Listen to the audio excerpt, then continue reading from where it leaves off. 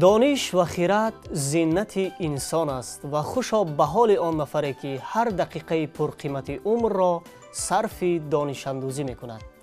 درود، وقت بخیر به جمع شما تماشابینان عزتمند، خاصتا دوستداران شو برنامه‌های اینتלקטואلی و آنهایی که بیش از پیش با تماشای این برنامه کوششی دانستن و یا سنجیدن دانش و مهارت خویش را در اسکانورد تلویزیونی میکنید.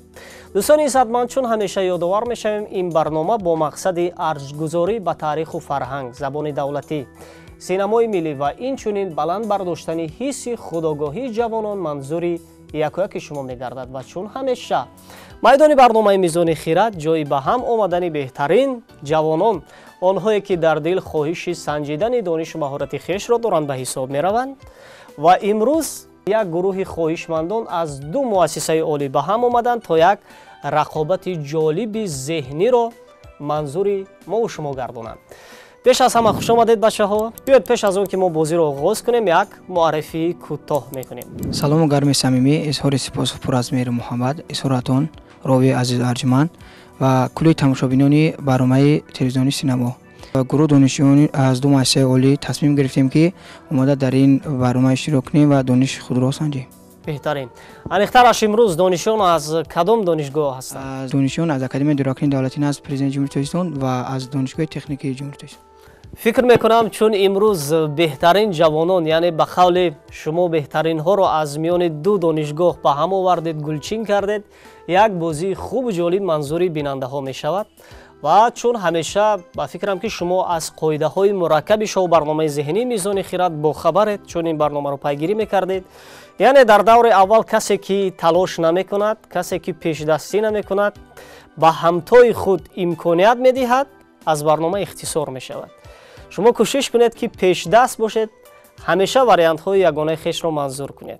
پس دوستان عزتمند، در این فرصت دور اول شو برنامه اینتלקטואلی میزان خیرات را برای انتخاب 3 اشتراکدار آغاز میکنیم.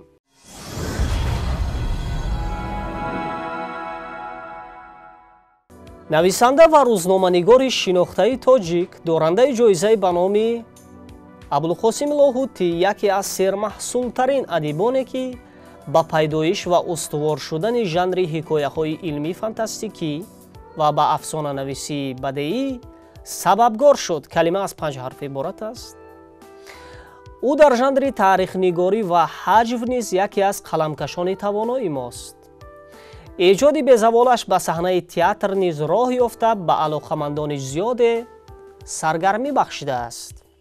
مثلا مسحکه های خوسه و شیطان پری او از فراگیرترین ها بوده، از جانب تماشاگران سرشمار با اخلاصی بلند پذیرایی یافتند.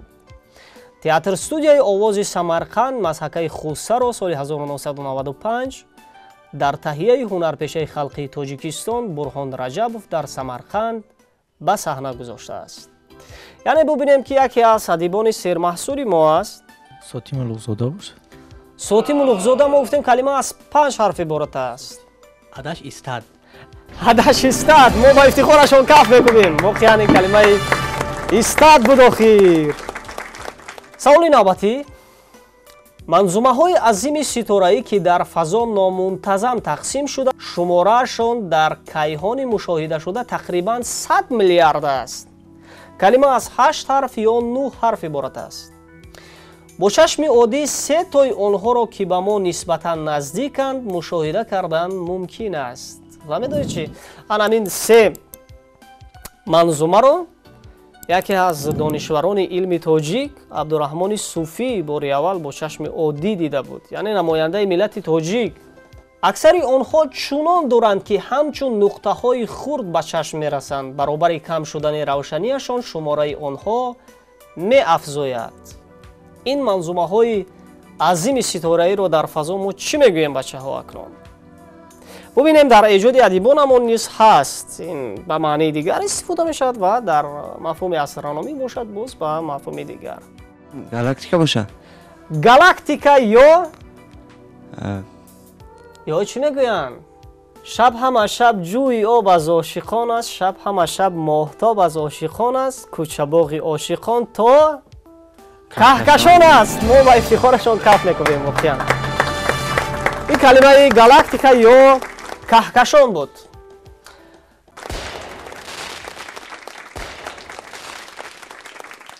سوال نوبتی.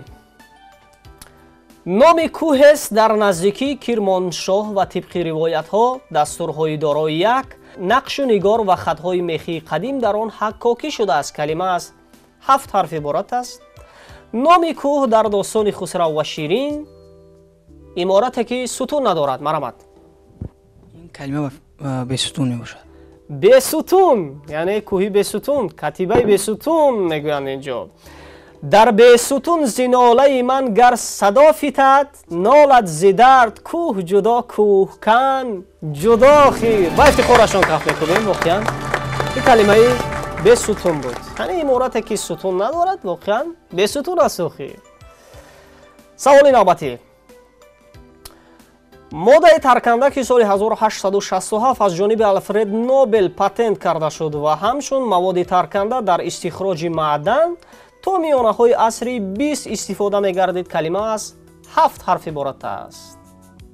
یعنی آلفرد نوبل. مرحمت شما. جواب داریم. با فکر من این کلمه دینامیت باشد. دینامیت یعنی آلفرد نوبل بود اختراع کاری دینامیت. با فکر من پس ما با جرأتشون کف میکنیم. واقعا این کلمه دینامیت بود. آخر سوال نوبتی.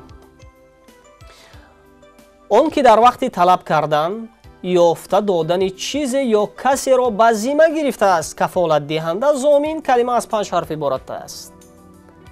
یعنی شما وقتی به بانک ها مراجعت میکنید کفالت میدهید یا ضامن یگان نفر میشوید. همین رو چی میگویند؟ کلمه از 5 حرف عبارت است.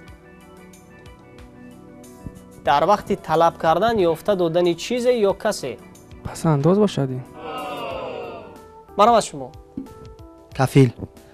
کفیل گفتند اینجا. چون کفیلی من شد در کارها پس چرا چون خرکشم من بارها گفتند جلال الدین بلخی. و افتخارشان کف میکنیم. واقعا این کلمه کفیل بود. سوال نوبتی. جانور بغمپای که هم در خشکی و هم در آب زندگی میکند. کلمه از 7 حرف عبارت است.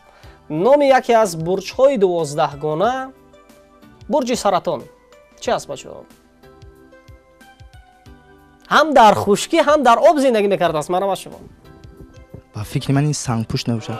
سنگ پوشت آخر متاسفانه. برج سرطان شما دقت بدید شما دیگر نمیتوانید. نام یکی از برج های 12 گانه برج کژدم باشد. کمی نزدیک اومدیم. چی است؟ خرچنگ. خرچنگ آخر که خرچنگ را نیست پری عقاب نپرد عقاب از بری آفتاب. با افتخارشان کف میکنیم. واقعا بله. سوال نوبتی. خوشنودی خرسندی نامی از نامهای مردانه. کلمه از 4 حرف عبارت است. نام یکی از رمان‌های معروف جلال اکرامی. شاید کلمه شادی باشد. شادی. با افتخارشان کف میکنیم. درست این کلمه شادی بود. خیام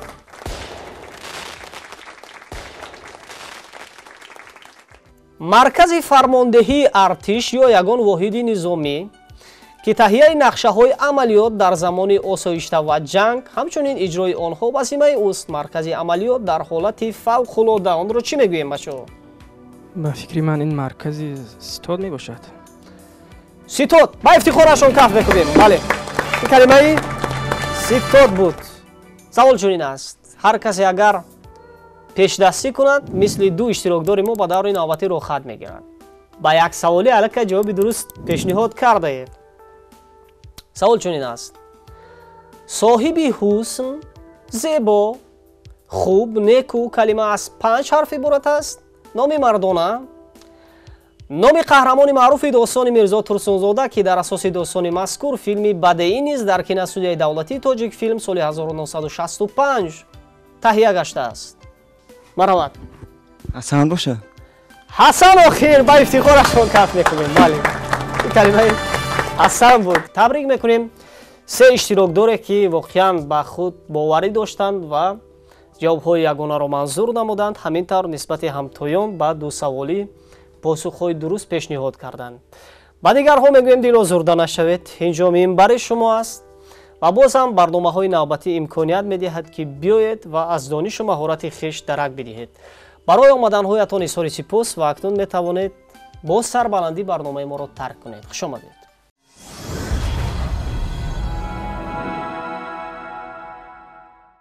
дӯстони иззатманд, шумо идомаи шоу барномаи зеҳнии мизони хирадро пайгирӣ доред, аниқтараш даври дуюмро, ва ҳамин тавр мо се нафареро интихоб кардем ки нисбати ҳамтоён ба ду саволӣ ҷавоби дуруст пешниҳод гардониданд. то он ки мо бо бачаҳо як муаррифии кӯтоҳ дошта бошем, акнун саволи аввали бозӣ бо бинандаҳо манзур мешавад. савол чунин аст: навъе аз матои нафис катон, пӯшокворӣ, либос, киноя аз барф, киноя аз шуои офтоб, киноя аз дарёи васеъ, баҳр, най қалам. калима аз 5 ҳарф иборат аст. ёдовар мешавем нафароне ки аввалин мешаванд ва ҷавоби саволро тавассути паёмак ба мо равон мекунанд, онҳоро тӯҳфа ва ҳамзамон дар анҷоми 3 моҳаи аввал, яъне ҷоми махсуси бозӣ бо бинанда интизор аст. пас дӯстони иззатманд, пешдаст бошед ва ҷавобҳои хешро ба унвони шоу барномаи зеҳнии мизони хирад равон бикунед. биёед акнун шиносоиро оғоз мекунем. мо то як андозае бо иштирокдори аввали барномаамон як бозии хуб низ доштем дар чанд нашри қаблии барнома ва фикр мекунам ки имрӯз боз иштирокдори мо бо хоҳишу майли зиёд ба ин барнома омаданд. марҳамат, худро шинос мекунем дигар бора ба бинандаҳо. салому дуруд, банда Шоҳрух Нурлозода ҳастам, донишҷӯи соли дуюми факултети идоракунии давлатӣ, академияи идоракунии давлатӣ назди президенти ҷумҳурии Тоҷикистон ва ҳоло дар ихтисоси идоракунии ҳайати кадрӣ дар соли дуюм таҳсил дорам. бале, аз барномаи қаблӣ то ин барнома чӣ чизҳо тағйир ёфтанд ва умуман чӣ хел буд хоҳиши омадан дигар бора ба шоу барномаи зеҳнии мизони хирад? боз ҳам хоҳиши дубора иштирок кардан дар ин барнома дар ман пайдо шуд ва хостам дубора дониши худро дар ин соҳа, дар ин майдон санҷам. бале, яъне дар чанд нашри қаблии барнома шумо то ба даври дуюм омада будед ва имрӯз ба фикрам талош мекунед ки акнун то ба мақоми аввал биравед. ҳамин тавр боварӣ дорем ки ана ҳамин ҷуръат, ана ҳамин тавоноӣ, ана ҳамин боварие ки шумо нисбати худ доред, шуморо албатта ки ба ҳадаф, ба мақсади ягонаи худатон мерасонад. бо иштирокдори дигари барнома шинос мешавем. марҳамат. салому дуруд, Парвизҷони Ғаффор мебошам, донишҷӯи курси 2 академияи идоракунии давлатӣ назди президент ва дар факултаи идоракунии давлатӣ таҳсил мекунам. яъне Парвиз, шумо низ ҳамкурси Шоҳрух ҳастед? бале. ва чӣ гуна аст хоҳишу завқ иштирок дар озмунҳои сатҳи ҷумҳуриявии мо? оё тасмимҳо ҳаст ё ин ки ҳаст ва аввалан дар ин ҷо иштирок кардам ва боз ҳам хоҳиш доштам ки дубора иштирок кунам ва сазовори ҷои навоён гардам. бале, барои шумо муваффақиятхоҳон ҳастем Парвиз ва бо иштирокдори сеюми барнома шинос мешавед. ман Салоҳ Тоҷиддин, донишҷӯи курси дуюми академияи идоракунии давлатӣ назди президенти ҷумҳурии Тоҷикистон, донишҷӯи факултети идоракунии давлатӣ ва дар ихтисоси идораи давлатӣ таҳсил менамоям. яъне инҷо ҳар се ҳамкурсо шумо ҷамъ омадед, ҳамин тавр? бале, аз як факултет омад. аз як факултет. бачаҳое ки аз донишгоҳи техникӣ буданд, ҳамагӣ ихтисор шуданд, ҳамин тавр? таҳсилҳо чӣ гуна сипарӣ мешаванд дар академияи идоракунии давлатӣ? таҳсилҳо хуб сипарӣ шуда истоданд. ва дӯстони иззатманд, Тоҷиддин, Парвиз ва Шоҳрух, ана ҳамин се тан ҳастанд иштирокдорони фаъоли мо ки дар даври дуюми барнома миёни ҳам аз академияи идоракунии давлатӣ назди президенти ҷумҳурии Тоҷикистон рақобат мекунанд.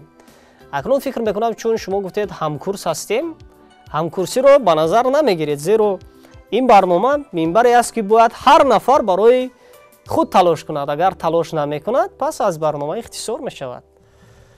барои ҳамин ба саволҳо диққат медиҳем, кунҷкобӣ ва лаёқати хешро ба кор бибаред. саволи аввалро аз кӣ оғоз кунем? аз Тоҷиддин, аз Парвиз ё аз Шоҳрух? кӣ мехоҳад иштирокдори аввал бошад? аз Парвиз оғоз кунем. номи чанд тан аз подшоҳони ашконӣ, калима аз 5 ҳарф иборат аст, яъне тақрибан 5 подшоҳи ашконӣ ки бо ҳамин ном ҳукумат карда ҳар яке дар замони худ корнамоиҳои назаррасе анҷом додаанд. масалан, нафари аввал шӯриши норозиёнро дар Гургон пахш намуд ва оромиро дар сарзаминаш таъмин кард. то ӯ сикаҳои ашконӣ ба забони юнонӣ буд ва маҳз сикаҳоро бо ҳуруфи паҳлавӣ зарб зад дар замони салтанати нафари дуввум бошад байни империяҳои Эрон ва Рум оромӣ ҳукмрон буд.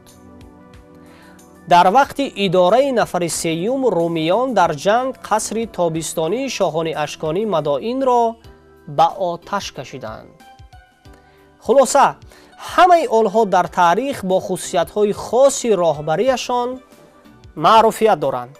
яъне бубинем Парвиз, номи як силсила подшоҳони ашконӣ ё номи чанд тан аз подшоҳони ашконӣ будааст ки дар замони худ дар замони ҳукмронияшон ба корнамоиҳои назаррасе даст ёфтаанд. бо як калима ифода меёфтааст. фақат дар он ҷо сифрҳо иваз мешаванд. доро бошад. дорои як дорои. доро як. доро воқеан подшоҳи ашконӣ буд. хулоса барои фикр кардан шумо 10 сония вақт дар ихтиёр доред. вақт рафт.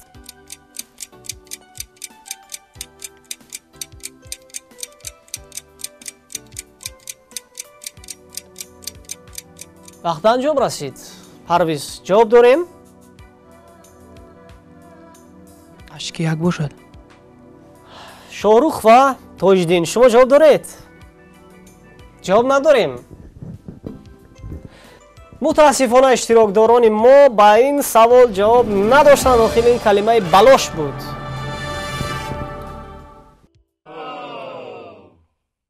ҳеҷ гап не. саволи навбатӣ. шоҳрух, шумо умуман ба фанҳои табиӣ, риёзӣ шавқу рағбат доред? хоҳишҳо чӣ гуна аст нисбати омӯзиши фанҳои табиӣ, риёзӣ? шавқу рағбат дорам албатта, чун падарам ва бародарам муаллими фани риёзӣ ҳастанд. беҳтарин. акнун як саволи мо вобастагӣ мегирад ба номи яке аз физикдонони бисёр маъруф. физикдони маъруфи даниягӣ ҳамоне ки бо кашфи модели атом машҳур аст. калима аз 3 ҳарф иборат аст. яъне офарандаи аввалин назарияи квантии атом ки соли 1922 барои кораш дар бораи назарияи квантӣ ва сохтори атом ҷоизаи Нобелро гирифтааст.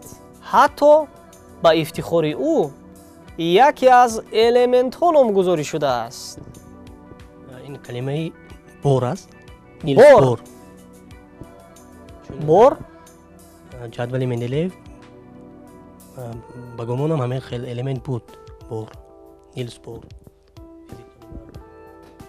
воқеан даниягӣ буд?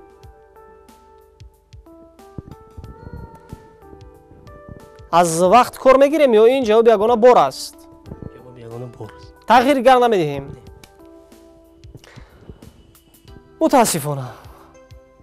мутаассифона ки тағйир надоданд ва мо ба ҷуръаташон каф мекунем. воқеан ин калимаи бор буд. бале, Нилс Бор.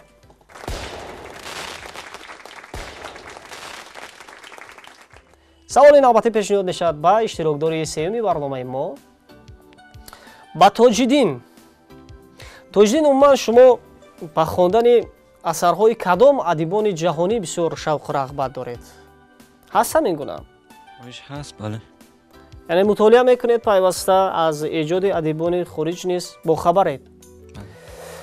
акнун як саволи мо вобастагӣ мегирад ба номи яке аз нависандаҳои маъруфе ки воқеан асарҳояш хеле фарогир шуданд ва албатта ки аз рӯи асарҳояш филмҳои бисёр пурмазмун низ дар сарзаминҳои гуногун таҳия гаштанд. нависандаи маъруфи фаронсавӣ ки эҷодиёташ ӯро ба тамоми ҷаҳон машҳур гардонидааст. ӯ боз драматург ва рӯзноманигор буд. калима аз 4 ҳарф иборат аст. яке аз романҳои аҷибу серхонандааш, аниқтараш романи саргузаштиаш, ҳамчун классикаи адабиёти фаронсавӣ шинохта мешавад ва дар асоси он қариб 50 филму силсила филмҳо дар сарзаминҳои гуногун таҳия гаштаанд. романи мазкур соли 1844-846 навишта шуда бо номи Граф Монте Кристо маъруфият дорад. муаллифи романи саргузаштии Граф Монте Кристо кадом адиби фаронсавӣ аст? воқеан намунаи барҷастаи филмҳо дар асоси ин роман таҳия шуданд.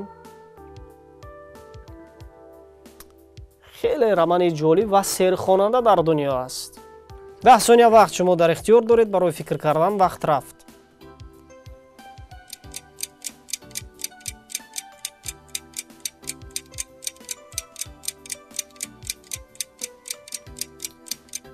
вақт ба анҷом расид. ҷавоб дорем? ду иштирок дорем мо. оё ҷавоб доред шумо? Шоҳрух ва Парвиз. Даниэл Дефо. Дюма? Дюма? Бале. яъне шумо Александр Дюмаро дар назар доред? Бале. хуб инҷо Шоҳрух Дефо гуфтанд ва як бора Тоҷиддин Дюма гуфтанд. охир вариант пешниҳод карданд. шумо чӣ вариант доред Парвиз? ҷавоб надорем. боварӣ дорам Дюма. Дюма. мутаассифона ба варианти Шоҳрух ва табрик мекунем Тоҷиддинро ки аввалин шуда Дюма гуфтанд. бале, ин нависандаи бузург Александр Дюма буд ки романи маъруфи саргузаштии граф Монте Кристоро навиштааст ва ин роман дар марҳилаҳои гуногун то ба имрӯз аз ҷониби синамогарон пайваста мавриди таваҷҷӯҳ аст ва филмҳои бисёр ҷаззобе дар асоси он рӯи навор меояд.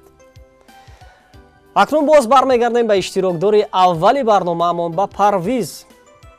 хонадони ҳукуматгари қадими тоҷикон ки аслашон аз Балх буд ва дар ташаккули давлатдорию пешрафти илму фарҳанг ба арабҳо муаллим гаштанд. калима аз 9 ҳарф иборат аст. асосгузори ин сулола муддати вазифаи саркоҳини оташкадаи навбаҳорро дошта шахси донишманд буд ва аз илми фалсафа нуҷум бохабар ва дар дарбори Ардашери Бобакон ҳамчун вазир фаъолият кардааст. ин хонадон то андозае соҳиб истеъдод буданд ки баъдтар дар аҳди Сомониён ва ғазнавиён ҳам боз ба мақоми баланд расиданд ва намояндагони ин сулола дар таърихи халқи тоҷик ва умуман хилофат нақши бузурге бозидаанд. маҳз ҳамин сулола сохтори давлати Аббосиёнро тарҳрезӣ карда онро дар аҳди чанд халифа сайқал доданд. пас аз онҳо дар Хӯросон намояндагони дигари тоҷикон тоҳириён ба сари қудрат омаданд. яъне бубинем як сулолаи ҳукуматгари қадими тоҷикон буданд ки воқеан ба арабҳо муаллим шуданд, ҳам дар сохти давлатдорӣ, ҳам дар илмомӯзӣ. намояндагони ин сулола дар замони давлатдории Сомониён ва ғазнавиён ҳам ҳамеша дар сари қудрат буданд, ҳамеша дар вазифаҳое буданд ки барои пешрафти давлат бисёр нақши калидӣ доштанд. 10 сония вақт шумо дар ихтиёр доред. вақт рафт.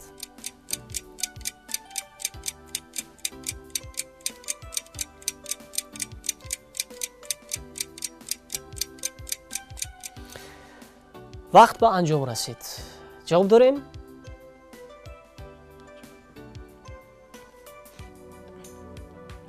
ҷавоб дорем Парвиз? ҷавоб надорам Парвиз. ба ду иштирокдори дигарамон муроҷиат мекунем. оё ҷавоб ҳаст? аввал Бармакиён. Бармакиён ва дигар Сафориён. ҷавоби ягона кадомро интихоб мекунем? Бармакиён. Бармакиён. мутаассифона ки тағйир надоданд. ин калимаи Бармакиён буд ва ифтихорашон каф мекунем. воқеан ин сулолаи ҳукуматгари тоҷикон ки аслашон аз Балх буд, воқеан хонадони Бармакиён буд.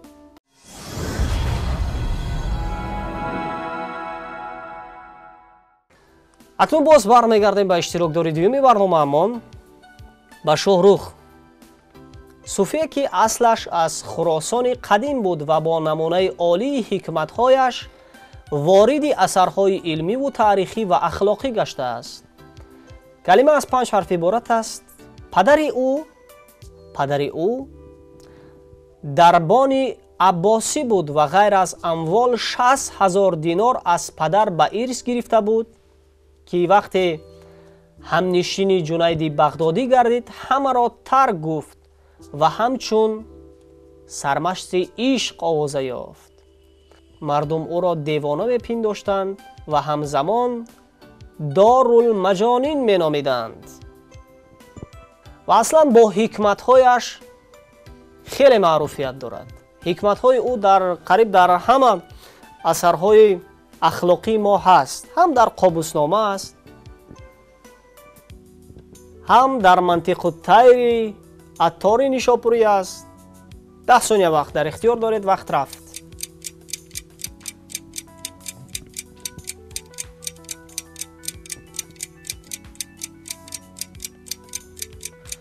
وقت به انجام رسید.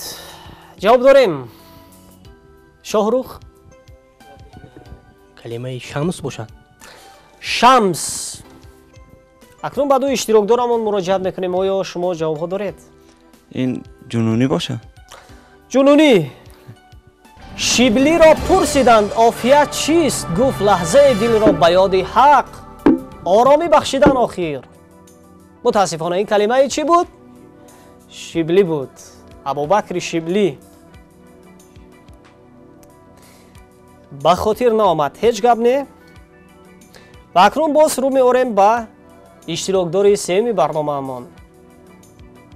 با تاج‌الدین. سوال چنین است. تاج‌الدین کاتب ماهر، کاتب دیوان دولتی کلمه از 5 حرف عبارت است.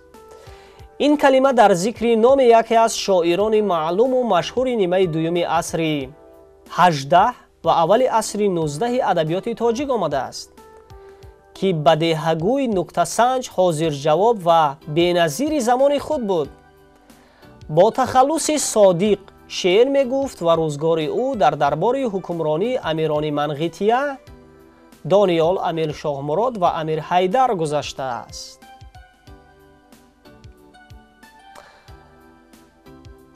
دبیر کاتب ماهر را ما چی میگوییم؟ کاتب دیوان دولتی را. 10 ثانیه شما وقت در اختیار دارید. وقت رفت.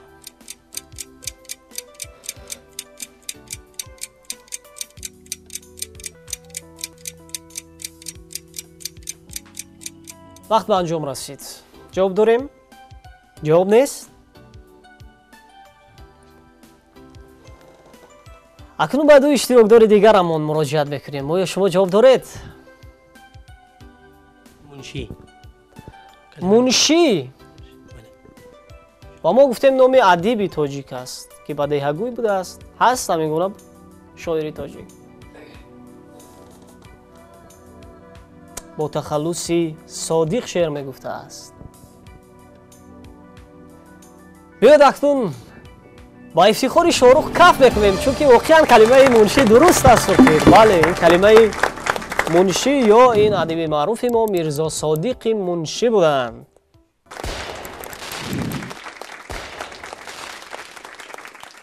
سوال های سیومی برنامه اکنون منظور می شوند. سوال چنین است. پرویز، شهردارانی که به خانها تابعند کلمه از 7 حرف عبارت است. هر مضافات و خانگری که متعلق باشد امر و فرمان را از خانها دسترس می کند و همزمان سیاست امیر و خانها را بر رعیت تطبیق می نماید. کلمه گفتیم از 7 حرف عبارت است. یکی از منصبها در امارت بخارا. یعنی گفتیم شهردارانی بودند که در تابع خانها قرار داشتند و آنها امر و فرمان خانها را بر رعیت می رسانیدند. 10 ثانیه وقت در اختیار دارید. وقت رفت.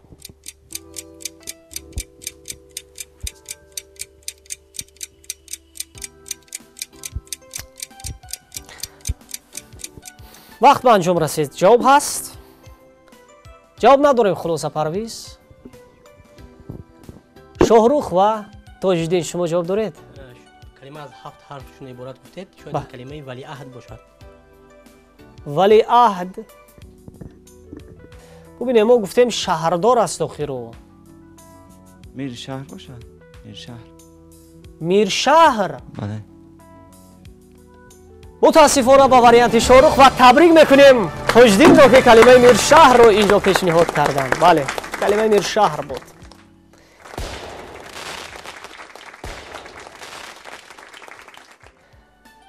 اکنون باز سوال نوبتی پیشنهاد میشد به شاهرخ.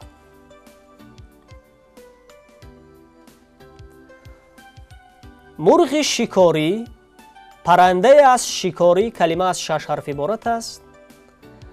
مردمان صاحب حال و وجد و سما لقب سلطان محمد خوارزم شاه. مرغ شکاری پرنده شکاری را چی میگوییم؟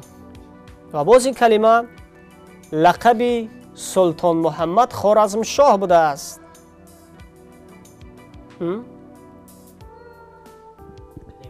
مرجان باشد. مرجان این جواب یگانه است. تغییر دیگر نمیدهیم یا از وقت کار میگیریم؟ بهترش از وقت استفاده. 10 ثانیه وقت شما در اختیار دارید. وقت رفت.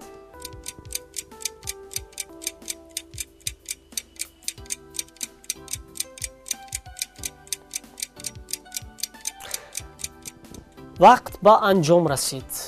جواب ها هست؟ اصلا گزینه دیگری به خاطرم اومد کلمه هدهد. هدهد. بعدا کلمه مرجان. دو گزینه دوباره هم لقب سلطان محمد خوارزم شاه هدهد بود یا مرجان بود؟ همین خیلی توجیه شما هم وریانت دارید. سلطان سنجر. سلطان سنجر آخر میگویند نام داشتن محمد خوارزم شاه، او را سلطان سنجر نیز میگفتن. همین خیلی. پس ما یک بار با افتخاری پرویز کف میکنیم. وقتی این کلمه سنجر بود آخر. سوال آخرین دور دوم ما اکنون پیشنهاد میشد به اشتراکدار فعال دیگرمان.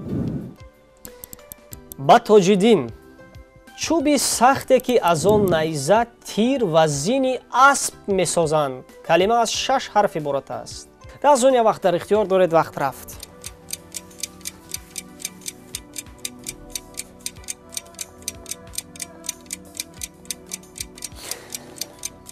وقت به انجام رسید. جواب داریم؟ دو اشتراک داریم ما. یا جواب دارید شما؟ خدنگ. خدنگ. چوبی خدنگ، چوبی سخت که از آن نیزه تیر و زین اسب میساختند خدنگ. همین طور ببندی کمربندش آورد جنگ جدا کردش از پشت زینی خدنگ گفته از فردوسی آخر. ما با افتخاری شاهرخ کف میکنیم. واقعا این کلمه خدنگ بود. تبریک میکنیم ما هر سه شما رو که واقعا در این منبر یک بازی خیلی جالب داشتید. فکر میکنم از بازی امروزه شما بیننده های ما نیز حلاوت بردن.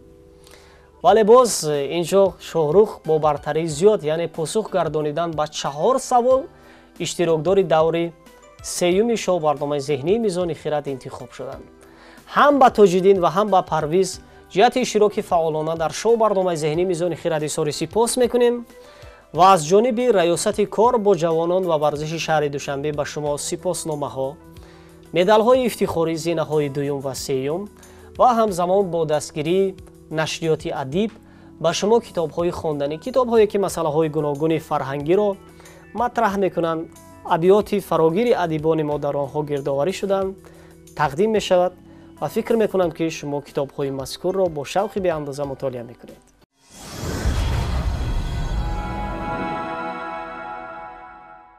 خوب تاج‌الدین و پرویز فکر میکنم شما دل آزرده نیستید زیرا آمدن تا به این زینه ها و در دور دوم البته یک رقابت جدی کردن این هم یک غالبیت کامل است و عموما اشتراک در چنین برنامه ها علاقه موفقیت است و من میخواستم اکنون از تاثیرات از جریان بازی امروزه میگفتید و عموما از اشتراک آن جوانانی که در یک جایگی با شما از 2 دانشگاه امروز به هم آمدند. اولا مینداری خود رو به کل تشکیل کنندگان این برنامه میرسونم چون که این برنامه خیلی هم برنامه جالب بود. رقابت در این برنامه خیلی هم جالب شفاف گذشت. گمان میکنم که شاه برنامه ها امکانیت دیدن که جهانی معنوی دانشجویان باز هم غنی گردد و من رو افتاده نیستم چون که این بازی است برد و باخت دارد و من در آینده کوشش میکنم که آمده سزاوار جای اول گردم. بله و تاجدین چی میگویند؟ مرحبا تاجدین. اولا میناداری خود را به تشکیل کنندگان چون برنامه ها میرسانیم. این برنامه خیلی هم جالب بود. خیلی چیزها که ما نمیدونستیم باز از خود کردیم و در یاد آوردیم و راه افتاده نیستیم و دفعه دیگر کوشش میکنیم که خوبتر دیده اشتراک کنیم. بله، هر مراتبه که شما به این منبر می آیید همین رو در خاطر بدارید که یعنی کسب تجربه می شود، دانش ها صیقل می یابد. هیچگاه راه افتادگی خسته حالی باید در چهره شما نباشد. یعنی ما فقط می آییم به چنین منبرها تا اینکه خود را بسنجیم، اندیشه های خود را، جهان معنوی خود را تقویت بدهیم. و فکر میکنم که شما با درک همین اندیشه باز هم در نشرهای بعدی برنامه این میدان را همچون میدان رقابت با دیگر دانشجویان انتخاب میکنید، می آیید و باز هم چون برنامه امروزه همین گونه بازی جالب و جذاب منظوری علاقمندان شما برنامه‌های اینتלקتوالی میزان خیرات نگردانید. برای آمدن هایتان ایسوری سپاس و اکنون می توانید برنامه ما را با سربلندی ترک کنید. خوش آمدید.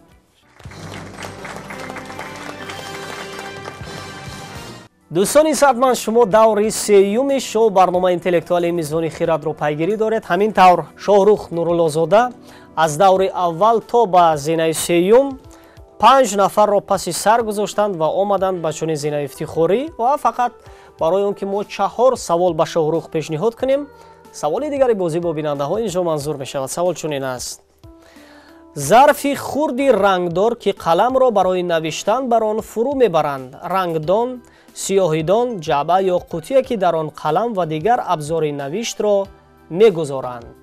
کلمه از 5 حرف عبارت است و یادآور میشویم نفرانی که اولین میشوند و جواب سوال را توسط پیامک به ما روان میکنند آنها را تحفه انتظار است. خب شاهرخ، اگر شما آماده باشید پس ما فقط 4 سوال پیشنهاد میکنیم. در صورت پاسخ گردانیدن به 4 سوال برنامه شما می توانید با دیپلم افتخاری و مدال زینه اول از جانب ریاست کار با جوانان و ورزش شهر دوشنبه قدرشناسی بشوید. همزمان رمن واسه را از جانب نشریات عادی به دست بیارید و با دستگیری مؤسسه دولتی تلویزیون سینما جام برنامه میزان خیرات را در موسم 5 به دست بیارید که آن را تا به امروز کسی سزاوار نگشته است. برای شما موفقیت. سوال چنین است: 9مین پادشاه سلسله پیشدادیان یکی از شخصیت‌های شاهنامه فردوسی. کلمه از 5 حرف عبارت است.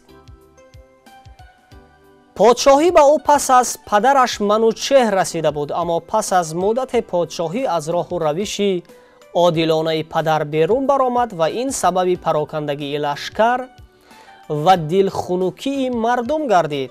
محض همین رفتار او باعث شد در یکی از جنگ ها از دست افراسیاب شکست بخورد.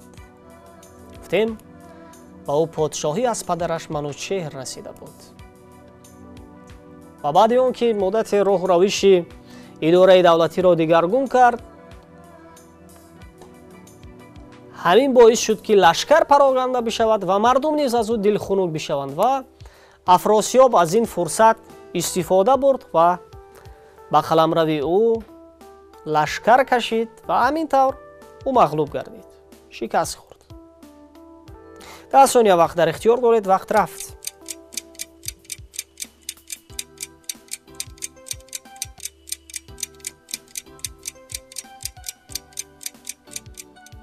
وقت به انجام رسید. جواب داریم؟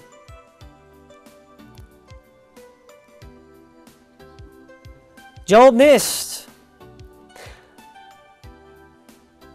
متاسفانه که جواب نداشتند. شاهرخ، این کلمه نوذر بود. سوالی نوبتی اکنون پیشنهاد میشد و امروز در کشورمون باغ‌های زیاد عمل میکند. شما با هیئت دوستان، همکورسان البته که پیوسته به چنین باغ‌ها میروید، یعنی ببینید باز باغ جوانان هم است، در آنجا گردش میکنید، باد و هوای تازه است و پیوسته با مطالعه نیز حتی مشغول میشوید در باغ‌ها. من یک سیرگاه خوبی است برای جوانان و ما باز باغی داریم با نام باغ ارم. همینطور؟ بله. و ما امروز سر میزنیم به یک سوالی که واقعا به نام همین باغ ارم خیلی وابستگی دارد. бунёдгузори боғи Ирам ё боғшаҳри Ҳисор дар таърих, ки мувофиқи сарчашмаҳо боғи мазкурро дар байни шаҳрҳои Санъо ва Ҳазармавт ё дар Димишқ дар баъзе манбаъҳо Яман бино карда буд. Калима аз 6 ҳарф иборат аст. бо пешниҳоди ӯ иртифои девори боғи Ирам 300 газ будааст ва барои эъмори боғ мардумро 500 сол кор фармудааст. дару деворҳо, хонаҳои инҳисор, қасрҳои дохили он ҳама бо симу зар, ёқуту зумуррат, ҷавоҳирот ва ғайра музайян гардида буданд. наҳрҳои гуворову дарахтони боровар дошт. сохтмони боғи Ирам ба охир расид, вале бунёдгузори он ба он ворид нагардида вафот кард. номи подшоҳи ситамгари афсонавӣ маҷозан золим бераҳмро мегӯянд. бунёдгузори боғи Ирам дар таърих кӣ будааст, ки охир гуфтем иртифои девораш 300 газ будааст ва мардумро 500 сол кор фармудааст то ин ки боғи Ирам бисозанд.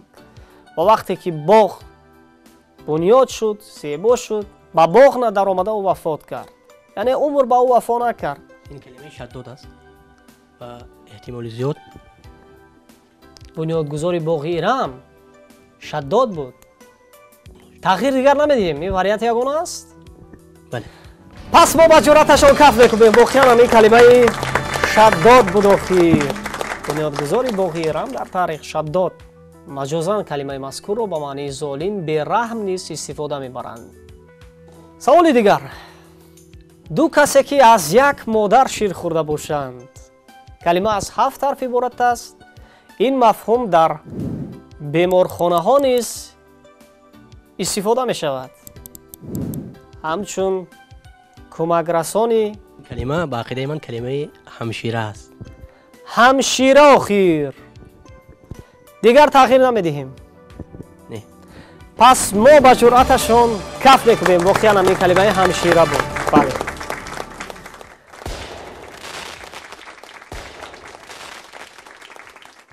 саволи охирин пешниҳод мегардад. номи паррандаи афсонавӣ ки ҳамеша бо ҳазрати Сулаймон буда маслиҳатҳояшро гӯш мекардааст. образи хирад аст. калима аз 4 ҳарф иборат аст. ин кадом паррандаи маъруф будааст? аз вақт истифода мебарам. 10 сония вақт шумо дар ихтиёр доред. вақт рафт.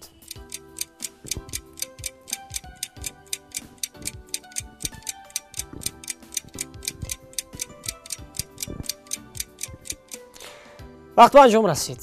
ҷавоб ҳаст? калимаи анқо бошад. 4 ҳарф. гузини дигар калимаи тӯтӣ низ инҷо ҳаст. мутаассифона ҳам ба варианти тӯтӣ ва ҳам ба варианти анқо ин калимаи удод буд. вале мо табрик мекунем Шоҳрухро, ки шуруъ аз даври аввали барнома то ба даври ниҳоӣ як иштироки хубу ҷолибу фаъолона доштанд ва боварӣ дорем он нафароне ки айни замон бозии шуморо диданд дар дил хоҳиш пайдо карданд то биёянд амсоли шумо ҳамин гуна бозии хубу ҷолибро манзури бинандаҳо гардонанд. ва мо барои иштироки фаъолона ба Шоҳрух аз ҷониби раёсати кор бо ҷавонон ва варзиши шаҳри Душанбе диплом, ҳамзамон медали зинаи аввал ва инчунин бо дастгирии нашриёти адиб ба Шоҳрух китоби серхонандаи мо Сотимуллухзода рамани восе тақдим мегардад, ки албатта дар асоси рамани мазкур ҳатто яке аз силсила филмҳои ҷолиби мо низ рӯи пардаи синамо омадааст бо номи ашк ва шамшер. ва фикр мекунам ки ин романро агар шумо хонда бошед боз дигар бора мехонед ва сайқали андешаҳо мешавад ва боз ҳам донишҳо мукаммал мегардад.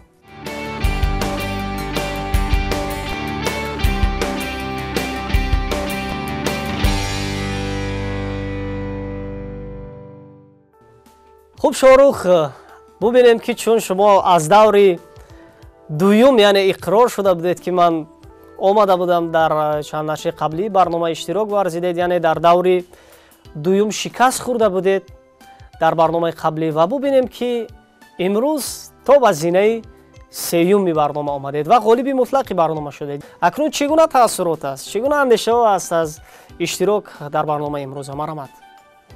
باید تذکر داد که این آزمون خیلی هم شفاف و جالب سپری گشت و البته هر یک شخص وقتی که غالبیت به دست می آورد هرچند نقصان ها و ناکامی ها نیز داشت، اما بعد از غالبیت شخص اندیشه میکند که این نقصان ها رو کوشش میکند که برطرف کند. بله. و از روی دانش خود زیادتر کار کند و من نیز کوشش میکنم که در این نقصان ها دیگر کمبودی ها نشود و البته با دیگر جوانان نیز توصیه میدهم که اومده در این گونه شو برنامه ها دانش خود را سنجان و سعی دهند. بله. برای شما باز هم در کسب دانش های نوین موفقیت های پیوسته آرزومندیم شاهرخ و باوری داریم که شما همیشه در چنین برنامه ها کوشش پیوسته میکنید تا بیایید و از خود مهارت ارزنده نشان بدهید. دیگر بار خوش آمدید. سلام. دوستان صحتمند، اکنون ما آهسته آهسته میرسیم به فرجام شو برنامه اینتלקتوالی میزان خیرات و چون همیشه سوال آخرین بازی با بیننده ها منظور می شود. سوال چنین است: نان جواری یا ارزن، انگشتی افروخته شده، انگشتی سوخته سرخ شده، اخگر لخچه، سرخی که زنان برای آرایش بروی میمالند. کلمه از 6 حرف عبارت است. نفرانی که اولین میشوند و جواب سوال را توسط پیامک به ما روان میکنند آنها را تحفه انتظار است. تا نزدیکترین دیدار برای جمع شما صحتمندی و روزگاری خوش و آسوده تمنا داریم. خیر.